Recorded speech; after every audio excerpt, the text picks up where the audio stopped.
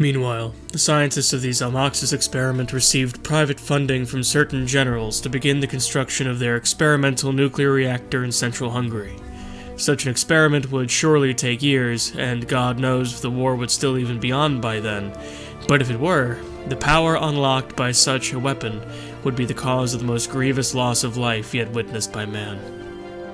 By the 22nd of December, Scandinavia had occupied nearly all of Papal territory in Africa, relieving the French troops in the Horn. On the 15th of January 1942, Anglo-Esque Austria proper collapsed, and the Western Front with Bavaria forced the enemy to spread out their army across what was now essentially double the distance, without the Anglo-Esque territory bottlenecking the Iron-Pact forces. The war began to move again around this time. The introduction of fast, light armor divisions was indeed the push that the Western Front needed to press on. Every day, the armies of the Iron Pact drew closer to Regensburg. New divisions were being placed on the Western Front every day, the new conscription policy breathing new life and vigor into the Iron Legion. The slaves of the Tabarin were toiling away and making up for lost productivity, picking up the industry's slack and churning out infantry equipment at a rate that the Bavarians could not. On the 20th of March, 1942, Grigory Antonescu fought and defeated Leopold zu Hohenlohe at the Battle of Bayern, 24 infantry divisions versus 8 armored with artillery support.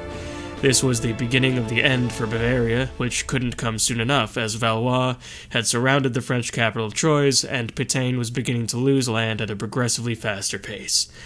On the 21st of March, the Cisalpine offensive finally broke through with the help of extensive Ensbachian shelling, and the newly formed 14th Army began to advance south toward Rome.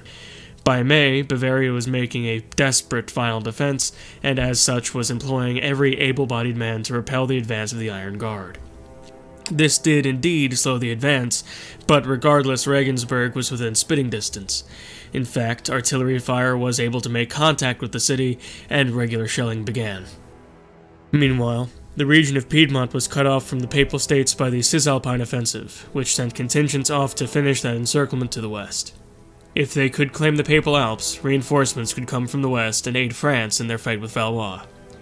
Scandinavia and their northern theater was going quite well, and they pressed into Bavaria from Denmark and were in the process of reclaiming Ingria's land in the east with significant help from Phalangist Poland, ending the eastern theater for a second time. French forces landed in coastal Italy, north of Rome, on the 29th of May, while Ansbach focused on the western push. The 14th Army got behind the French front line and helped them at the Battle of Rome by lending their significant numerical advantage. Pope Jesiguel had loudspeakers affixed upon every major building in Rome and was giving a fiery sermon as the fighting started. He spoke of hellfire and conviction and the resolution of sins for all who fought off the heretic menace. Men threw furniture and even cars atop the ramparts behind the city walls, making Rome a nightmare to invade. Even women, with their infants slung around their back, could be seen darting between the active fire lines, attending to their husbands and sons, some old women taking their place with even older hunting rifles. The fervor of these people in their defense of their sacred Rome was truly religious, and their efforts claimed the lives of well over 800,000 people over the course of the siege. Despite all this, on the 1st of June 1942, Rome fell to French forces with the support of the Romanian 14th, made possible by their Cisalpine offensive. On the 18th of June 1942, the Papal States capitulated. Ansbach took the north, France took central Italy, and Bavaria laid claim to southern Italy, where brutal fighting continued. Pope Jesiguel moved to Sardinia with his new capital of Cagliari. 5 million more casualties had been incurred on all sides by this point in the war.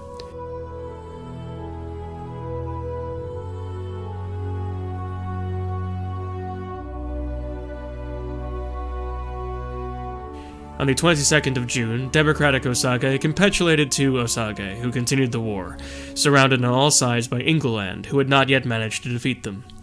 On the 25th of June, Ansbach made their connection across from northern Italy, allowing the French Valoisian and Romano-Bavarian fronts to become one unified front.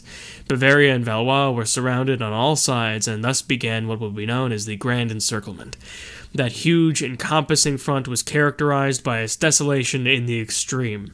Whatever had once lived along the front would never grow again, and as the front advanced, it left behind it worthless, barren earth, pregnant with explosives, shrapnel, and corpses in varying states of decay. On the 14th of July, Deccan had another election, but they kept another fascist, the son of Taliapa, Kempe Gauda. On the 9th of August, Romanian-backed fascist coups broke out in Valois and the Papal States. These states were welcomed into the Iron Pact, and as such the Papal States rejoined World War III on the side of Valois in the Valoisian Civil War. That civil war did not last long, however, and the fascists capitulated. The fascist Papal States, however, remained a member of the Iron Pact and fought their civil war bravely.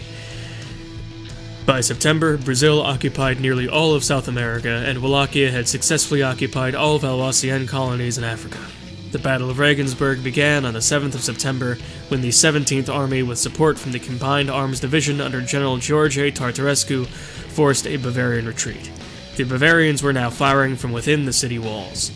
Their defense was not so theatrical as the Papists, but was no less brutal.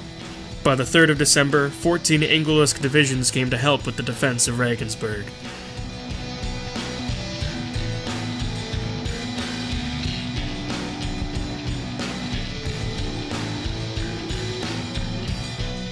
By the 11th of November 1943, 3 more nuclear reactors were built in western Romania, and air superiority was achieved over the rest of Bavaria. Also, while Regensburg held, the plains that surrounded it did not, and the armies of the Iron Pact made steady progress, beginning to surround the city. On the 3rd of March, French forces were able to free their capital Troyes from encirclement by the Valoisiens. By the 18th of March, 30 million people had died overall. On the 22nd of March, Romanian scientists invented the rocket engine. On the 24th of March, Osaka capitulated to England, which meant that North America was no longer an active theater of war. Meanwhile, the 10th Army, under General Stefan Baldescu, reached the city of Regensburg, which finally fell on the 19th of August, 1943. Romanian soldiers flooded the city and essentially leveled it. Monuments, statues, businesses, homes, all laid low by the victorious soldiers. The fall of Regensburg featured every nature of cruelty imaginable, and the offensive was halted for a week so as to plunder its very ashes. The Battle of Regensburg lasted nearly an entire year and cost 2 million Romanian lives to take, so General Baldescu made thoroughly sure the city would pay for that sacrifice. By the time they were done, there was no Regensburg. The entire remaining population was killed, around 1 million civilians, counting women and children. People forced to dig their own graves, tossed from buildings, burned alive.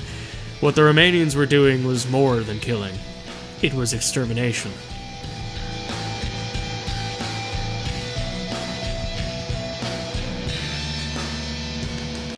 The soldiers marched out with trophies, pockets full of gold teeth and necklaces made of ears. Word of this bestial display spread quickly, and sowed panic amongst the Valoisian ranks.